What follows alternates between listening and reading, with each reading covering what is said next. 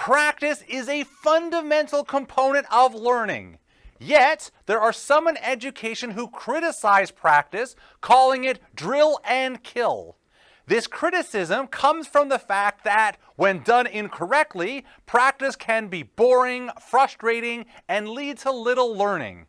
However, it doesn't have to be this way. In this video, I will show you how to drill to skill. So, stay tuned to find out how to learn more through effective practice.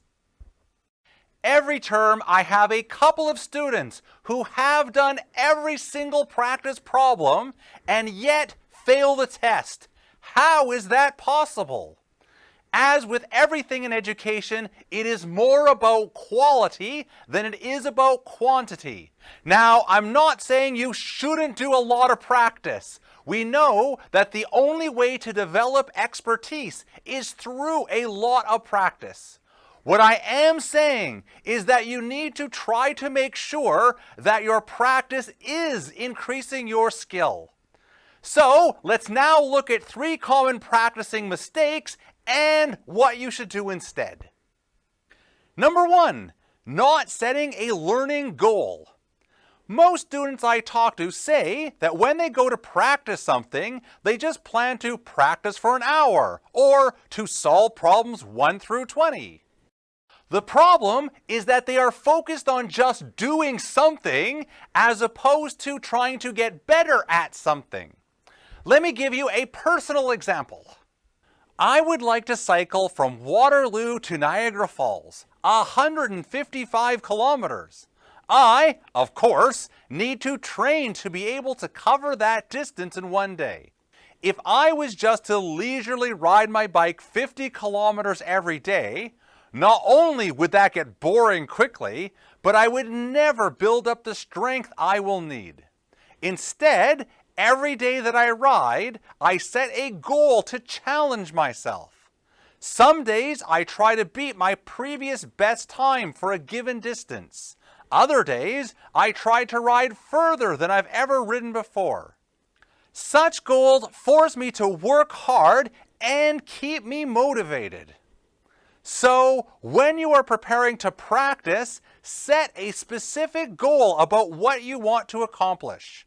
For example, if your focus is on improving your memory of some facts, you can set a goal of beating your record of the % that you got correct, or how fast you went through them. Alternately, you can set a goal about learning a specific concept or procedure. When you know what you want to accomplish, you will be able to focus much more on the task, and it will be much easier to stay motivated. It is important to remember that you do not have to achieve your goal every session. I know I will not set a new best time every time I ride. Similarly, you do not have to learn that new concept in a single session. The point is to challenge yourself and work hard towards your goal. If you don't get there in this session, then you continue from where you left off in the next session. Mistake number 2, focusing too much on answers. Too often when practicing, students focus only on getting correct answers and do not focus enough on learning why that is the correct answer.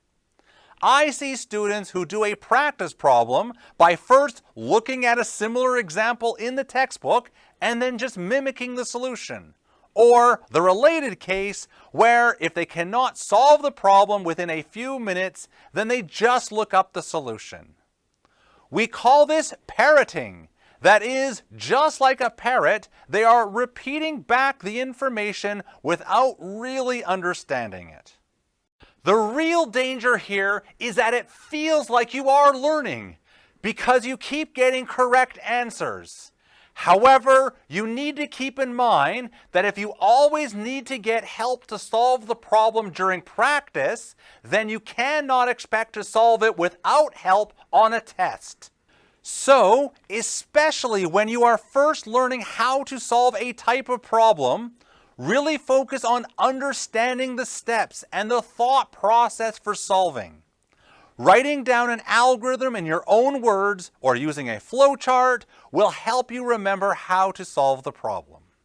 When practicing, when you do get really stuck, only get help with the particular part that you are stuck on. After you learn it, before continuing, take some time to ensure that you understand it and think about how you will remember it.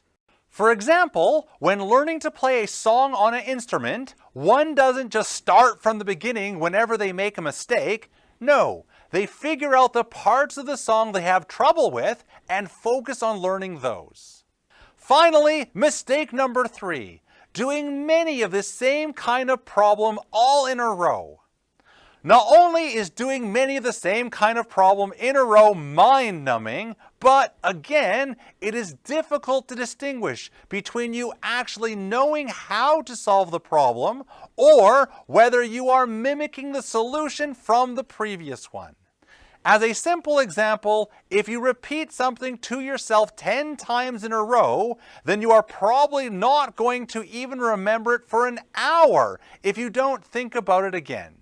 But if you repeat it once a day for 10 days in a row, yes, you might have to review it the first couple of days to remember all of it, but after that, you won't forget it. So, what should you do instead? Mix several types of problems together. Optimally, these different types of problems should be related. This method, called interleaving, not only makes practice a lot more interesting, but it helps your brain to learn to distinguish between the different kinds of problems.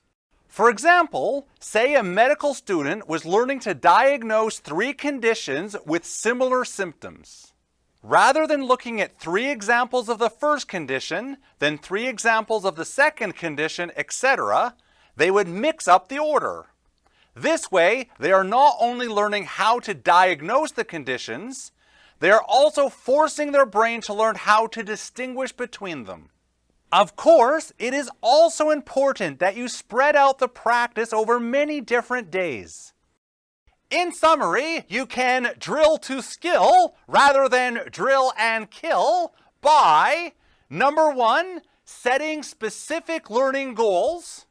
Number 2, by focusing on trying to achieve those goals rather than just on producing correct answers. And number 3, by interleaving the problems. Give these a try, and I'm sure that you will find your practice more interesting and more effective. To learn more, see these other informative videos. Thanks for watching!